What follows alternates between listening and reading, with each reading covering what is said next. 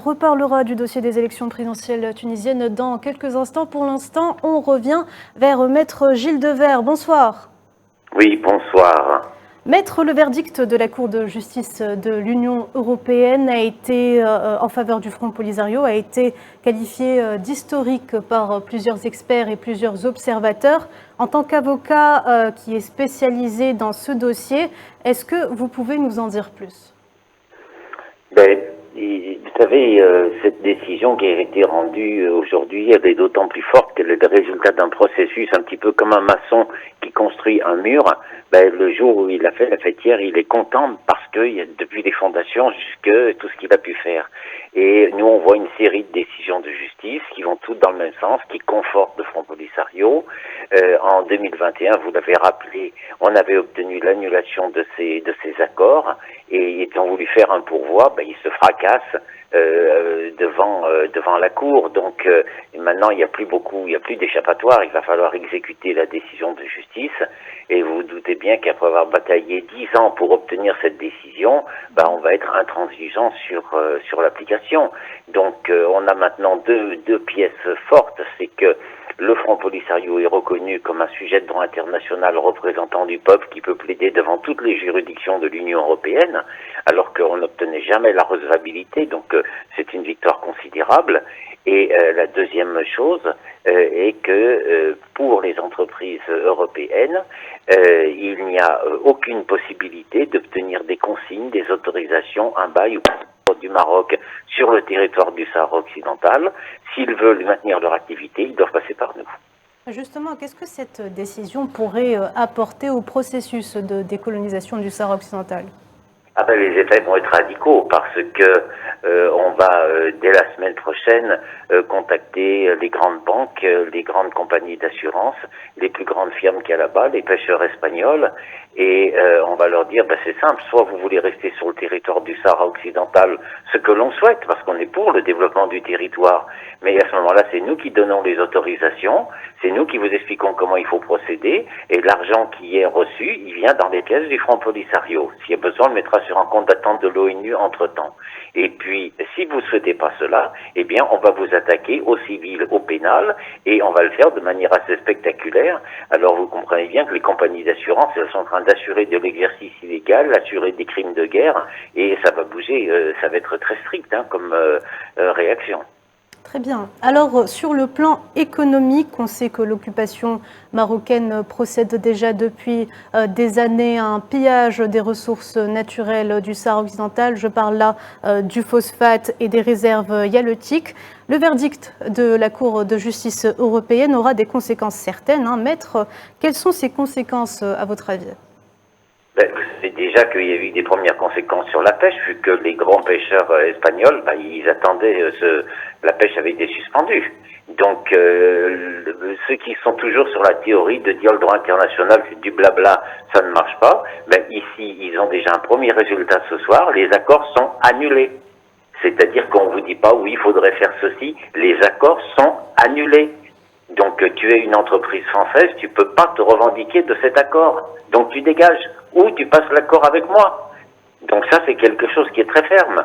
Et ensuite, le seule activité dont le Front Polisario ne veut pas entendre parler, c'est l'agriculture exportatrice, vu qu'elle n'apporte strictement rien. Elle puise les eaux souterraines et elle ruine les jeunes agriculteurs espagnols et italiens qui peuvent pas concurrencer ni pour les melons ni pour les tomates. Donc eux, c'est fini. Voilà, donc ça va être très clair et non seulement c'est fini, mais ils vont indemniser. Parce que le dommage écologique qui est d'avoir brisé depuis des années les ressources naturelles en eau, ça aussi, ça va se terminer. Maintenant, c'est très simple, on va aller devant un tribunal espagnol, le Front Polisario, il est recevable, le dommage, il est là, et donc eux vont avoir à payer très cher. Voilà. Donc le Front Polisario, c'est pas un plaideur. Oui. Il est venu en justice parce qu'il est légaliste. Donc, dans un premier temps, c'est la main tendue à tous ces gens en leur disant si vous voulez avoir d'activité sur le territoire, c'est nous les seuls compétents. Voilà. Vous pouvez nous contacter par le biais des courriers d'avocats. C'est confidentiel, on va négocier. On est pour que les choses se passent bien. Même chose avec la commission. Oui. Mais la Commission, c'est hors de question qu'elle continue de verser de l'argent sur des caisses au prétexte d'aider la pêche, sur des caisses marocaines qui permettent au roi d'organiser la colonisation et de maintenir les prisonniers politiques. Tout ça, c'est fini. Oui, oui. Par rapport à l'Espagne, dernièrement, la France et juste après l'Espagne se sont alignés sur le fait accompli et colonial en reconnaissant le prétendu plan d'autonomie marocain sur le Sahara occidental. Comment est-ce que ce verdict de la Cour de justice va-t-il, selon vous, impacter Paris et Madrid? Je pense que Paris et Madrid ont d'excellents services juridiques. Ils ont participé aux mêmes audiences que nous. Et donc, il y a 2 mois, enfin même déjà un peu auparavant, ils se doutaient très bien dans quel sens les choses allaient. Surtout que l'avocat général avait pris position également pour nous. Donc, en fait, c'est un jeu c'est une simagrée qui consiste à dire avec le Maroc, ah ben, moi je reconnais, ça veut rien dire en plus, hein, je reconnais le territoire, hein, c'est force juridique 0, mais je reconnais le territoire, mais je vais sans doute financer la ligne électrique et j'ai ceci, pourquoi? Parce que je veux continuer à faire mes affaires avec le Maroc, donc je fais semblant de dire oui, pour dire ensuite, moi t'as vu, je t'ai soutenu jusqu'au bout, tellement je suis une gentille Espagne, tellement je suis une gentille France, mais c'est le méchant juge et le juge, je suis obligé d'obéir. C'est d'un traquenard. Donc le peuple marocain aussi doit ouvrir les yeux là-dessus. C'est un peu l'ironie du sort, maître Gilles Devers, quand on voit que les pressions qui ont été exercées par le Merzen concernant le soi-disant plan d'autonomie du Sahara occidental sur l'Union européenne n'ont finalement pas porté leurs fruits.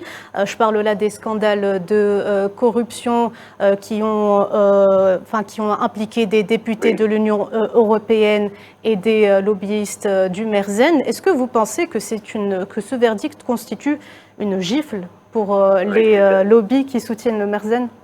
Écoutez, madame, c'est un désaveu terrible, à commencer par, il faut le mettre dans l'ordre hiérarchique.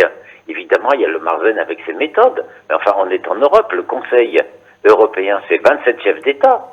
27 chefs d'État, ils se mettent ce soir à genoux devant le Front Polisario en disant, on avait tout faux, on vous a volé. Ensuite, on prend la Commission européenne, l'administration surpuissante qui sait tout faire mieux que tout le monde.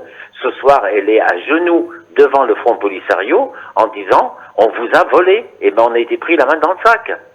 Il faut voir les responsabilités qui sont en cause. Et vous savez, on fait tout pour le développement du territoire. On fait tout pour que les relations se recréent et que ça soit une zone de paix, de développement.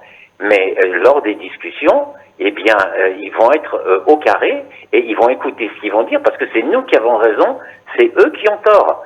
Et celui qui a fait ces opérations-là, c'est M. Moscovici, qui est actuellement le président de la Cour des comptes en France, c'est lui qui a magouillé ces accords de 2019. Il faut dire les choses comme elles sont.